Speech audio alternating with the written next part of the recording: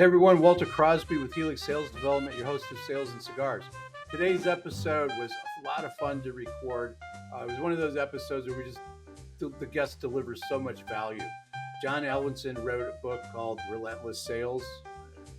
Here we go, Relentless Sales. And he's got 18 chapters in there, and his idea is that he's got 18 cups of coffee that he would spend with his sales rep. And these are the things that he talks to them about to kind of get them up to speed as a rep, and as a sales manager, this is how he works with them. So we pick a couple of those that interested me, and I think it really adds a lot of value to the audience. And pick up the book, but listen to the podcast and take some of these takeaways about mindset, about confidence, and about some basic habits that every salesperson needs. That's what we talk about in here. So go grab a cigar, grab a cocktail, strap in for another impactful episode of Sales and Cigars. Thanks.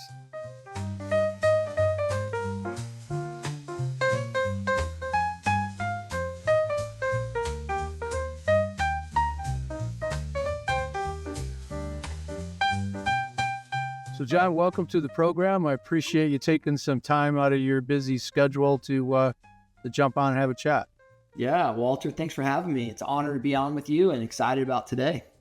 Well, we'll see how you feel after we're done with this, but okay. Normally I ask a question about like a book that people guest gifts or rereads, but I'd like to just point out the fact that you wrote a book, and I know how exciting that is when you get a book out in the world and it helps you, explain how you think, and it's authentic. And we're going to get into that because there's a couple of chapters I really want to focus on. But talk a little bit about, for the audience, like how you got to where you are, right? Because I always joke is, when we were kids, I didn't think I was going to be doing what I'm doing, and I'm sure that's similar for you. Yeah, absolutely. So my background quickly is, I graduated college with an entrepreneurial venture in mind. My brother and I started manufacturing shoes, of all things, in East Asia, China, and we were selling those throughout the U.S. for about 4 or 5 years. And so at one point we had about 150 mom and pop type shops across the U.S. selling our sandals, boat shoes. We kind of had an outdoor camouflage type look. And so we spent the first 5.5 years after college trying to build this thing. And as you can imagine, 2 young guys, we made every mistake in the books, overlapping job responsibilities. I was the inexperienced sales guy. You name it, we made that mistake. And after that period of time, we ended up shutting down the company. And that catapulted my career. I met with some mentors, and they catapulted my career into sales and medical device sales. And that's where I've been, call it the last 12, 14 years here. So it's rare that somebody shares that, the things didn't work out as planned, but those are, to me, the things that really inform us and help us grow as individuals. And we learn from them, and then we can apply those in other lessons. So I appreciate that, Ken. Yeah. But boat shoes and sandals, like where'd you grow up? Like how did you get that? Yeah, so I grew up in Orlando, Central Florida, and sandals, boat shoes, they were big down there. We kind of had these like camp mocks type shoes that people would wear around like a camp environment. And so we kind of had that. Always, hunting, fishing type things growing up. And so that was a big part of our lives. And so we thought that our niche and our style would work well in this kind of almost like a Bass Pro type environment. And we had a good run, but, you can imagine raising capital to manufacturing shoes to all kinds of headaches. Yeah. Trying to manage that from a different continent is like, it's crazy. So I appreciate that. So, And you've been in sales for 14 years, and you're medical devices, so we won't go too deep there. But let's jump into the book, if you don't mind. Yeah. There's a couple of chapters that I want to touch on that I think really will resonate with the audience. And the first one that jumped out at me was the idea of confidence, right? And that's the title of the chapter. Yeah. And I think that's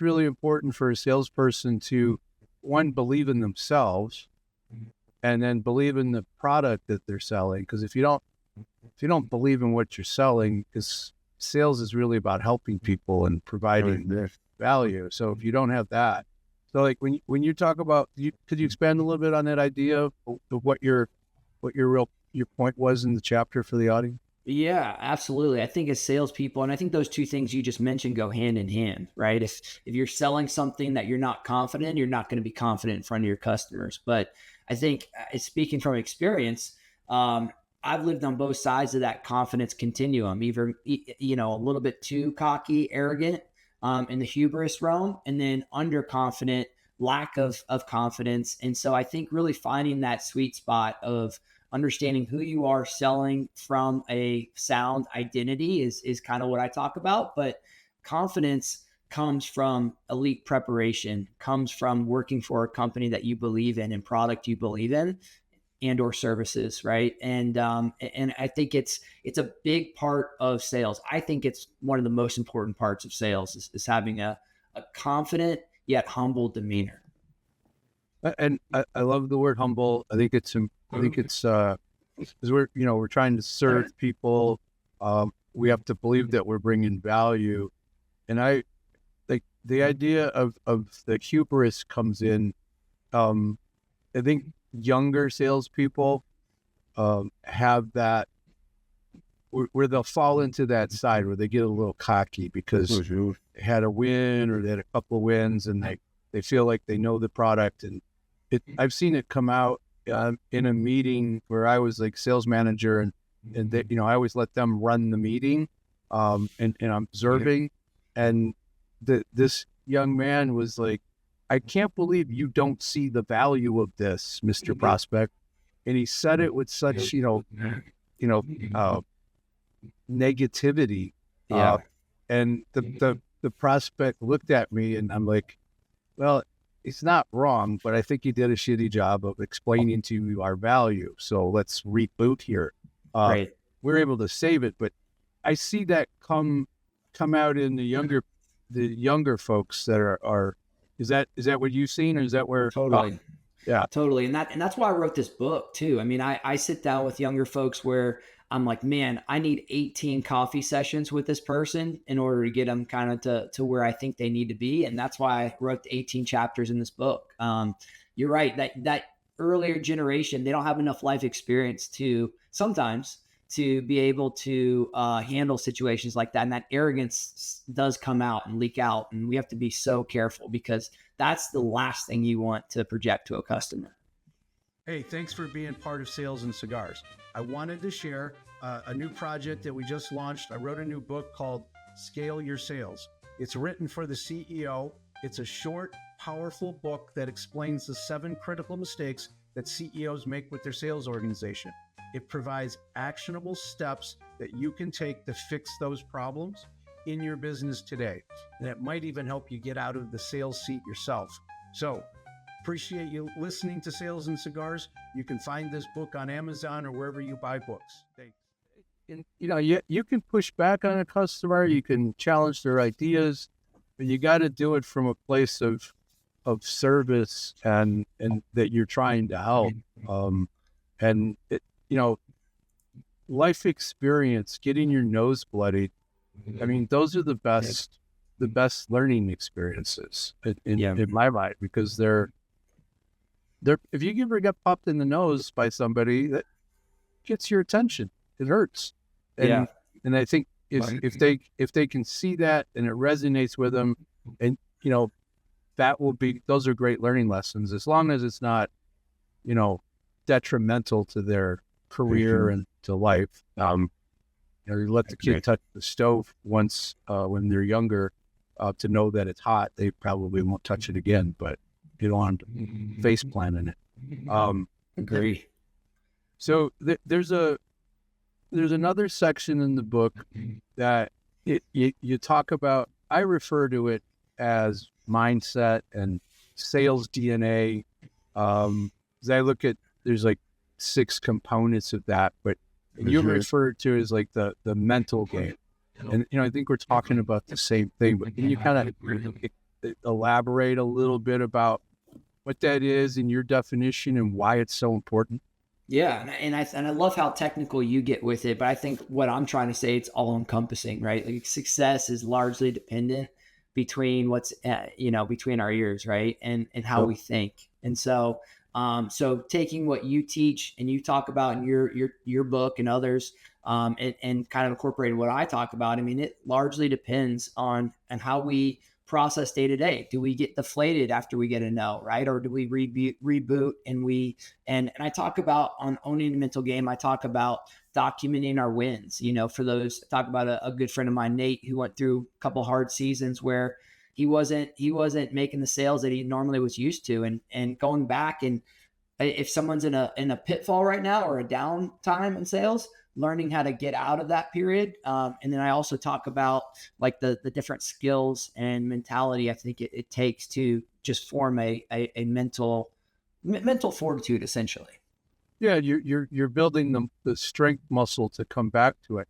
I like how you referred to that as like going back and remembering the wins. If you're in a slump, whether it be a 2-year slump or a year slump or a couple of months, right? Going back and thinking about those wins and trying to pull that up. So is that something you do to take people through, take a salesperson through that process? Is there a steps that you follow to get them there?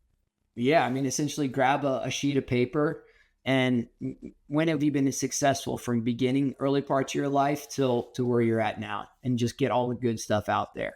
And so if you made the high school basketball team and you were 5, 10, 100 pounds, like that's a success, right? If you hit a home run, or you did X, Y, and Z, whatever you're into, whatever you did, from early ages to now, were you able to get a couple wins throughout your career in different sales avenues? Like, document it all, get it out on paper, both personal and professional. And I think you'll be amazed and really encouraged on what you've accomplished so far. That's a great exercise.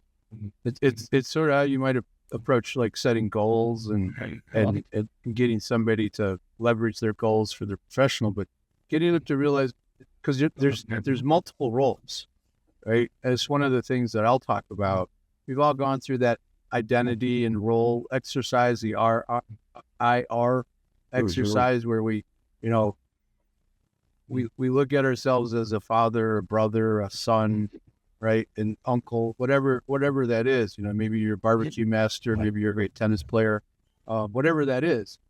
But each one of those roles are separate, and we have a separate identity for that. And when we look at ourselves as a salesperson, like, that is a particular role. So that exercise you take people through kind of brings them back to lots of positive things that they've done, and then that gets the juices flowing for them to really build on, what were they doing well when they were selling and hitting numbers and reaching those goals. Like, what did they drop doing? What did they start missing out of their Right. process or their methodology? That's a great little technique for folks. Yeah. So, stuff. Totally. And that's what I kind of call owning the mental game. I don't care how you get there. I don't care what element you focus on, but let's get you back to where you were when you're hitting on all cylinders. And I've always thought about it like from a positive mental attitude. Okay, that's important, but I think the confidence thread, that's why I picked those two. Being confident, having the right mental attitude towards what you're trying to accomplish, those go hand in hand. So those threads are wound together, confidence and the mental game.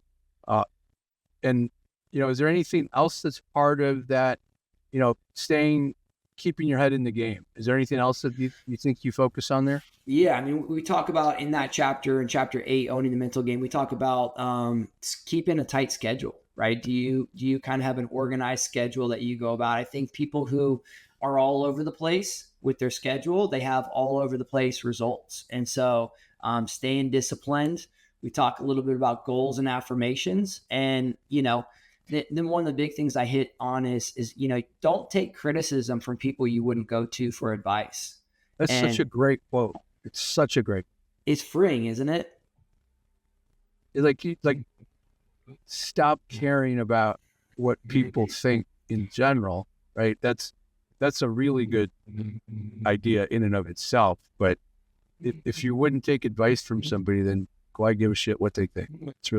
It's spot on. You look at guys like David Goggins, you look at guys like Jocko Willink, you look at those people and you think they care about what other people think of them. I mean, they really, especially Goggins, that guy could care less about what anybody thinks of him.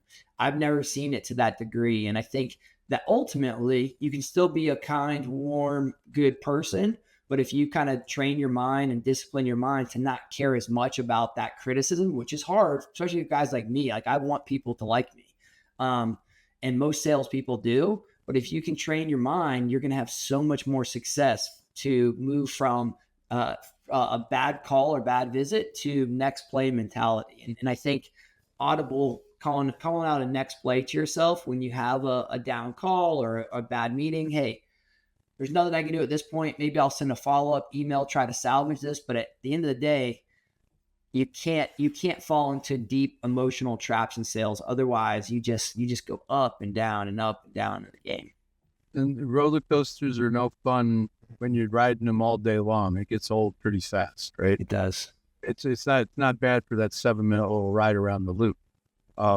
We actually measure someone's need for approval, and it's interesting. When you talk about a mental game in general, somebody's need to be liked in the role as a salesperson gets in the way of them asking good questions, asking tough questions, and we can measure it, on a real tight scale. And the folks that some people need to be loved, and they just can't, ask somebody for the order. They can't, talk about budget, and that's a combination. If somebody struggles to discuss money, which is part of a mental game as well, if they think $2,000 is a lot of money, and they're selling a product that's $20,000, that's going to be a problem for them to really push that. You encounter that very often in your travel. Absolutely. And I've been leading a sales team for the last 8 years. And so I've had people at all levels come in, from early out of college to, several 4 or 5 years in B2B sales. And, you're exactly right. If they think, $12,000 is a lot of money, which to a lot of people that is, and they're trying to sell a $200,000 piece of equipment. I mean, they're going to have to work through that kind of continuum. I've really made a career out of coaching these folks too, to get to a point where they can, not get stuck on that topic, because it's so easy to fall in traps there. Yeah, money's one of those things that everybody has usually a screwed up view of it, where it brings some sort of baggage to them, and I was having a conversation with somebody the other day, and he had a $50,000 a month problem, right? That was costing him $50,000 a month. And for me, like, I could help him solve this problem. But I said, is that a lot of money? And he's like, well, of course it's a lot of money, but I have a bigger problem. It was costing him $250,000 a quarter. Yeah. So it was a bigger issue. And that, he said, if I don't fix that, I'm done. So what was interesting was I didn't assume that was a lot of money, and I didn't try to go down that path. And I think, making assumptions is part of that mental game. Like, oh, well, he said a couple of positive things. I think he likes me. And I think he means that that we're going to move forward because he said this was a great proposal. Like, making assumptions, does that fall into the mental game, or do you put that someplace else? Totally. I mean, I kind of, I think all this stuff flows together, right? I think who we are as people flows into how we think, how we process. Like, so I think I look at us as humans as all that flowing together. But I love how you dug deeper, right? Most salespeople are too worried to, or don't have the knowledge to say, is that a lot of money? Because $50,000, I was thinking the same thing when you said it. I'm like, is $50,000 a lot to him or not? Like it might be a $50,000 problem, but he might be making 2.5 million a month, and it's really just a small drop in the bucket. You have to seek to understand, and it's so important as salespeople. I talk about it. Dig a second layer deeper, and then once you do second, if you can, dig a little bit more to truly understand your customer's needs.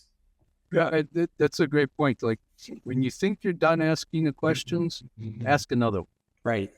That's and if you're really listening, that's gonna inform you as to like, do you keep going? Right? Is there more there? I had a boss when I was working for a company, guy that owned the company. He would ask you questions about a deal until you couldn't answer. Yeah. Right. That was just his thing. So if you got in there and he asked you one question, you couldn't answer it. Like, he was pretty upset, and he didn't hide his feelings.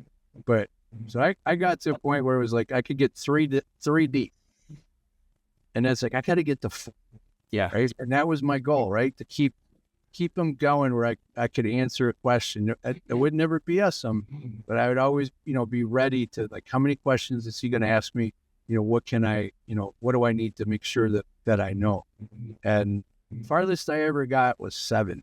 Wow. And in the 7th one, I was like, dude, what relevance does that have to this? Yeah. We're getting mundane now. Yeah. So, but I think that's another great, piece of this. Dig deeper, and, curiosity is something that salespeople have to have. And if there's a natural curiosity, the questions won't sound like an interrogation, right? Right. It'll be more like just a conversation with a friend. Like, why did you do that? Or why did you say that? Right. To your buddies. Is that something that you've got all the time? Well, like, you've got to have heard all kinds of stories about that. And all the time. And you ask, why? And then I like to say, hey, help me understand, because ultimately all this is funneling down to the magic word in sales, which is pain. Is there pain for your product, service, or solution or not? And I think that's really what we're ultimately trying to do. We're trying to gather all the facts so we can figure out if it's a good mutual fit or not. And in those secondary, third level questions, hey, tell me more about that. Hold on one second. You mentioned this.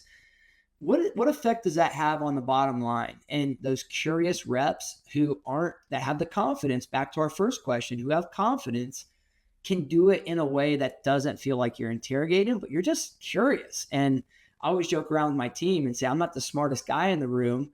And it's true. Like I always ask why, tell me more, help me understand all those questions, because the more we don't assume, the more we are able to truly figure out if there's pain or not. That's a great piece of this, because you're like the 3-year-old or the 4-year-old who keeps asking the why question, right? We don't want to be the annoying little 3-year-old, but they're really curious most of the time as to why that is. They're trying to bring this in. So if we can bring that to an adult situation with a B2B conversation, and being confused sometimes, right? When they say something stupid as a prospect, and they've been known to do that, like, just shaking your head or turning your head like, well, hold on, I'm confused. You said X, and now you said Y. I'm confused. Help me get back on here. And you give them an out, but you're still calling them out on the thing that doesn't make sense. But it shows that you're listening to them as well. They feel hurt. I think the other thing you said is that, you've got these chapters in the book, and it kind of based on what you try to take your team through. So you really have a structure to coaching. You have a structure to what you're looking for. And some people you have to spend more time on confidence, and some people have that. You got to get them to tamp it down a little bit, but like it's not linear in that everybody's equal, right? You got to be who you need to be. Is that fair? Correct. That's exactly right. I coach based off the talent that I have. And, the more competent and appropriately confident my reps get, the more hands off. And it's amazing. I just promoted a gal on my team who was with me for 8 years. And, I have a lot of 4, 5, 6 year reps on my team. And as our relationship grows and fosters, what's cool is we become more peer to peer and more of a friend level once there's mutual trust. And, when you're at that point, there's nothing better as a manager than having a, hey, how can I help you type call? And you really become more of a sounding board than hands-on, semi-micromanaging. I think early on in careers, I'm more hands-on. And as they prove their competence, I just back off and let them do their thing. You tell them that in advance. They're like, here's my structure, right? I want to build trust. I want you to know I'm here to help you, but I also need to see that you're doing A, B, and C. Like, do you give them that information on the front end? It's like, you get freedom as you earn it. 100%. I've heard from like guys like John Maxwell, who I really respect, say he starts everybody at 100%. And I kind of start everybody and I tell them I start them at 75, 80%, right? I'm bringing you in because I think you're a super talented person. I talk about their strengths, but I definitely outline that like our relationship will grow and continue to get to 100% once we hit these certain metrics together, right? And we'll grow. And it's a two-way street.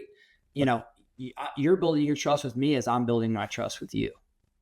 And I always like to throw in there at some point, I'm going to learn from you, right? You're going to do something. You're going to have a piece of a phrase that you turn or just some little detail that you're going to, and I'm going to be able to pick that up. And I always point out like, hey, that one move you made or that one technique you tried there, that really worked. And I don't do that. So I appreciate seeing that and try to, pull it into my space. But when you're as a sales manager, how much of your time are you spending coaching, true coaching? That's a good question. I wish more, as you can imagine, there's a lot of different duties, obligations, et cetera, that come up. So what I try to do is this: I have a call once every 2 weeks, an hour call with each teammate. I have 10 reps on my team. So I have a call every 2 weeks for an hour.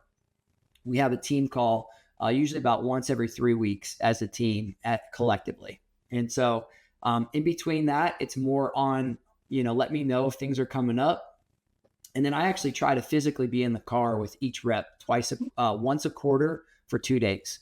So, that's kind of, so I'm always on the road right now. I cover 7 states down the Southeast, and that's kind of my mentality with it. And that's the most I can do, to be honest. And then just as one-offs, as problems come up, I'm a firefighter, so I get pulled into the problems most of the time. Yeah, I love, that's a good structure, especially when you got that many reps. Tell me you're not carrying a number yourself, but it's a collective number. I carry the team's collective number, but they're out there selling. Yeah. I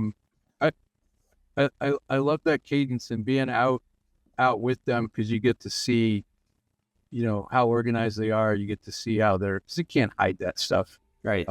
And you get to see how they really operate.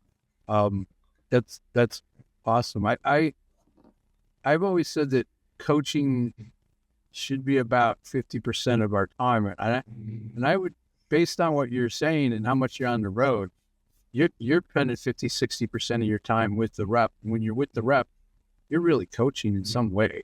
Yeah. It's not always the same, but you're coaching. I just feel bad that if you got 7 states and you got to go through MCO that many times on a week, it's probably Atlanta. It's luckily I live on the outskirts of Atlanta. I live about 30 minutes from the airport, just out of the perimeter. So when you live in Atlanta, having the airport in your backyard is actually more of a blessing. But if you don't live in Atlanta, it's a disaster, I imagine. Yeah, I lived in Dunwoody. Yeah. It was a part of the perimeter. And I lived there just for a year. I took a year to kind of figure out what my next move was. And going down 75 or 85 to get to the airport it's a nightmare. It's a nightmare. But it's part of our deal as a as a sales manager is covering that big of a territory. So one of the last things I want to touch on was you have a chapter on habits. Is there, when you got a new rep, they've got a little bit of seasoning to them, but they're still a little green. Like what's that one or two habits that you think are really important to get them off going and to success path? Yeah, I think the pre-call plan is so important because you can kind of shoot yourself in the foot before you even get started. And so having a rep, I like to hire just the best talent I can. And usually that's emotional intelligence and IQ and EQ kind of mixed together a little bit. But pre-call plan and before they go run out there, because they want to, as soon as they're out of training, we put them through about 10 weeks of training, which is a lot in our field. But after they get out of training, they want to just go run every account, getting them to slow down and really think about how they want to approach each customer, understanding the numbers, like what's the spend each year with us currently, what products are they spending, and what portfolios are they buying from us in before they just go run out there and start meeting with them. And then I really try to teach that throughout. So I'd say that, and then I do think, getting belly to belly with customers after you've appropriately figured out where the organization needs to be in your territory. Activity doesn't always equal accomplishment, but if you're halfway smart and you kind of know where the business stands and how you want to grow it, he or she who does the most activity and right activity, I think usually wins. So get belly to belly with your customer, organize. And I talk about that in another chapter, organize, then attack. And I think those two things are some of the biggest things I look for and try to teach if I was only going to pick two.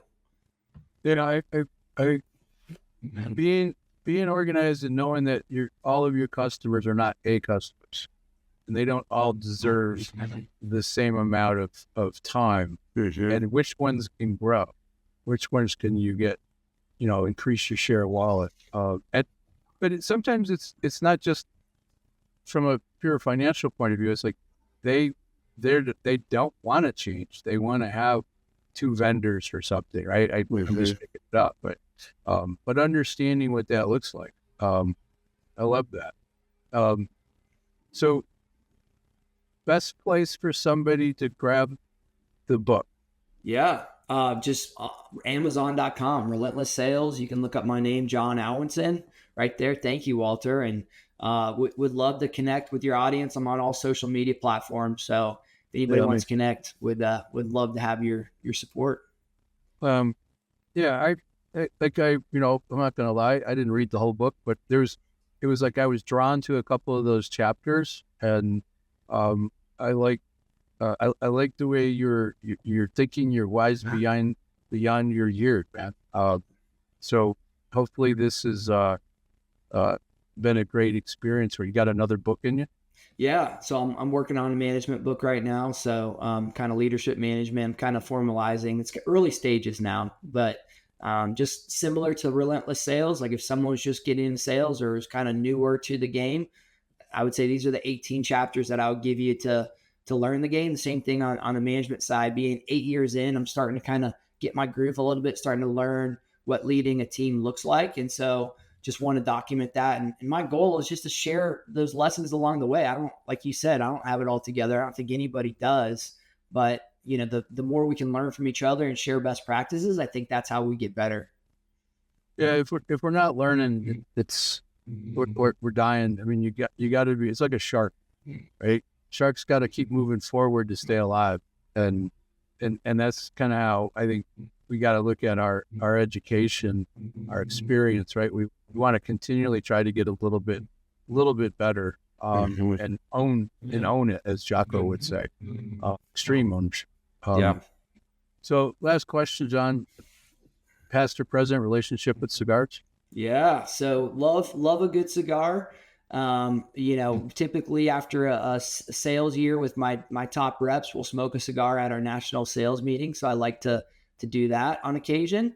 One of my favorite memories was recent. We do right on my backyard right here is we have a big fire pit. And so the guys from my neighborhood, probably about once a quarter, we get together and share a beverage. And a cigar around the fire pit, and that's kind of how we bond as a neighborhood. So That's cool. That's a cool little